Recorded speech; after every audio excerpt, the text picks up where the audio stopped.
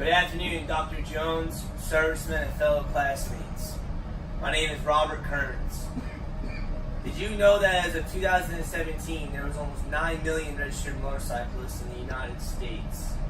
According to the Insurance Institute for Highway Safety, this number has nearly doubled since 2002 and is still climbing. Currently, the state of Virginia is ranked 15th in regards to registered riders, and I myself am now one of them. I'm here today to inform you about the different aspects of motorcycle riding. A few months ago, I began toying with the idea of purchasing a motorcycle. This has been a goal of mine for years, but something always came up when I became serious about the subject. Life, school, baby, marriage, whatever it was, it always prevented me from buying a motorcycle. However, last month I found my dream bike and decided to take the plunge. Growing up on dirt bikes in the country, I wasn't too worried about learning this new way of driving. However, I quickly found that there was a lot to be learned, not only for my safety, but especially for the safety of others. Today I'm going to discuss the basic operations of the motorcycle, safety gear, and risk awareness and management involved in operating the bike. Let's begin with identifying the primary controls on a motorcycle. There are 6 primary controls on a motorcycle. You have your handlebars, which are used to control the direction of the motorcycle.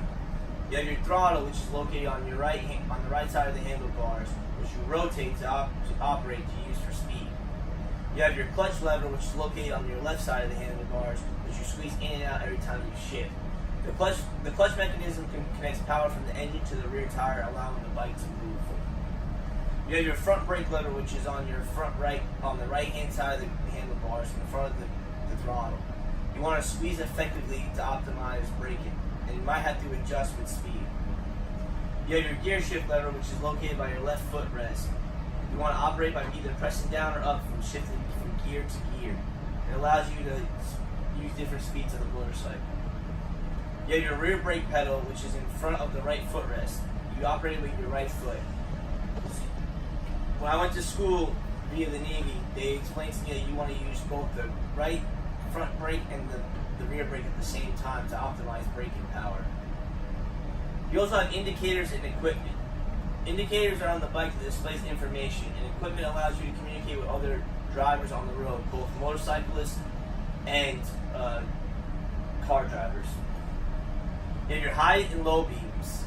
You have a horn that allows you to communicate with other drivers if they're starting to veer into your lane and let them know, hey, I'm here. You have your engine start, which allows you to start the engine. You have a speedometer that allows you to track your speed of the motorcycle so you don't break any laws. You have your odometer, which displays the mileage on the bike. Your tachometer, which registers RPMs.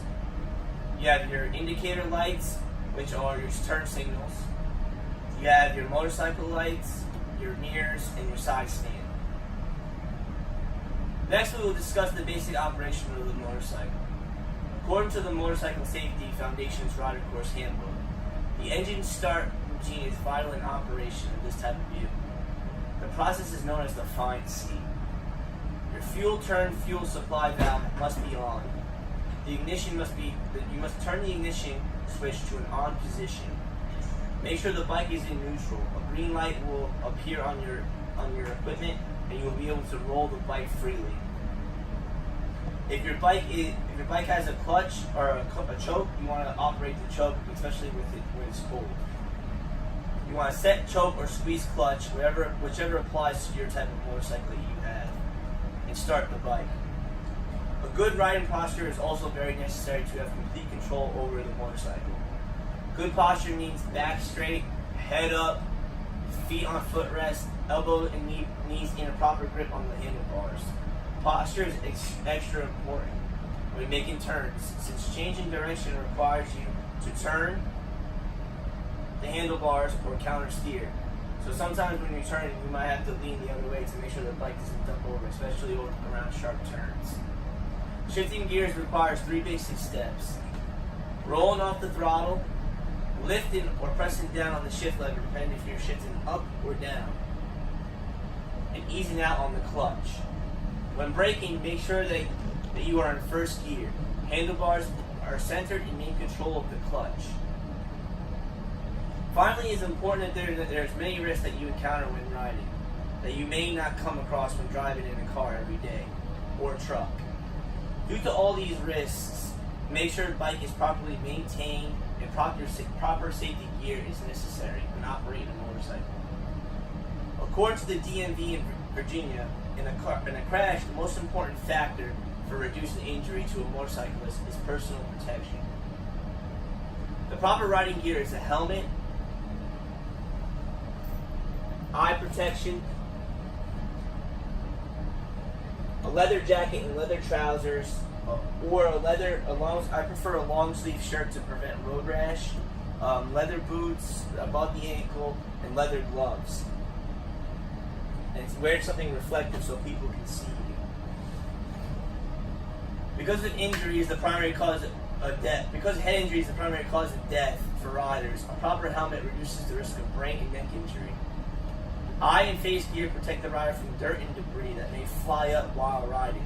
I personally have had rocks and even bees fly into my face when I'm riding my motorcycle. Body protection involves clothing that keeps riders safe during a fall or covered in different weather conditions. Like I said earlier, that's why I like to wear a long sleeve. If Rangel, would you please come up here and try on my equipment? Just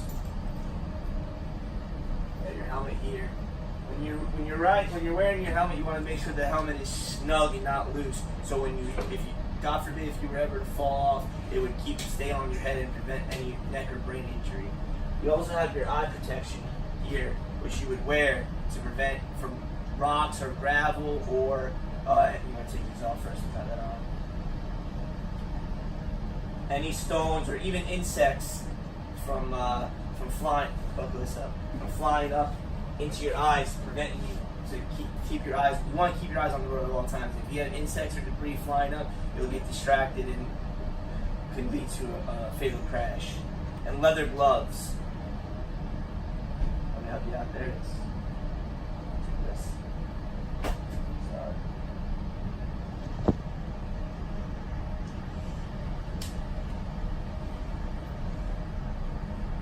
And leather gloves. Minus the leather trousers and leather jackets, he'd be pretty set to go out for a ride, and he would be safe if something were to go wrong. Thank you, Rangel. You can take a seat now.